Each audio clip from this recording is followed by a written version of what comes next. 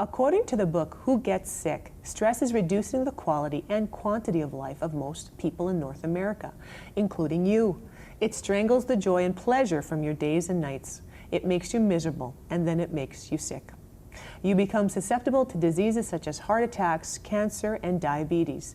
Once you are sick, stress keeps you from responding as well to medical care. Yes, stress is a killer. Dr. Katari, what exactly is stress? Well, stress is a very loose term used for everything nowadays that everybody says that I am stressed out, I am stressed out. But actually, if you define stress, it is defined as an inappropriate response to harmful stimuli. So that means it is in a sense that your body is trying to act against the harmful stimuli, but in the result, it is causing harm to itself. So the body is getting harmed by itself and creating lots of problems within the body. And where does it come from? Well, the stress could be internal, could be external. Internal is because of nowadays competitive world, lot of like we have a lot of deadlines to attend and a lot of competition, and we have to achieve lots of goals, and you know, and then maybe financial. What would you say to people to best manage their stress?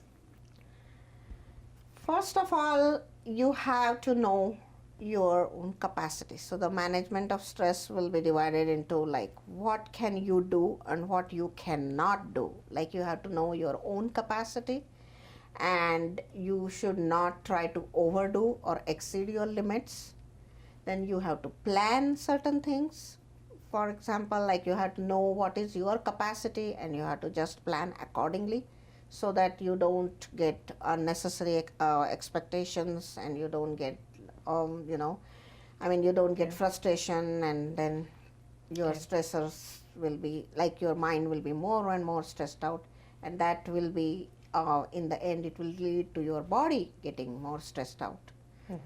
So that's one, relaxation. Then exercise is a very good thing to get your stressors lessened, because exercise, it secretes endorphins, and these are kind of hormones. They are secreted in the brain, and they give us pleasurable sensations, and they can relax you. What are the physical implications of too much stress?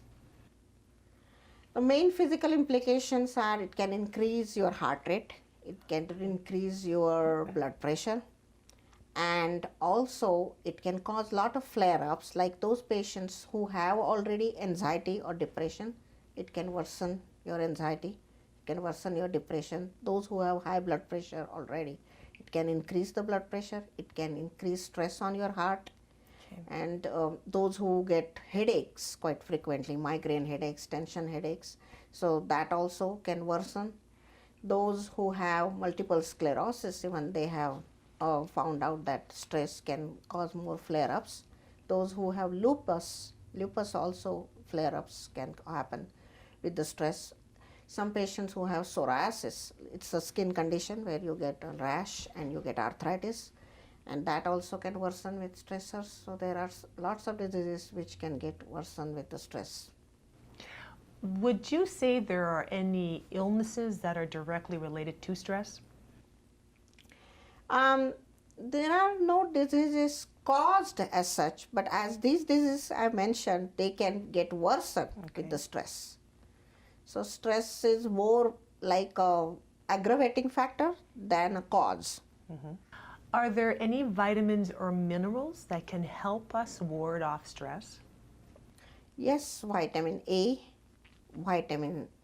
C, D, E, and also pantothenic acid. Yeah, because that is supposed to to help in the hormones from adrenal medulla.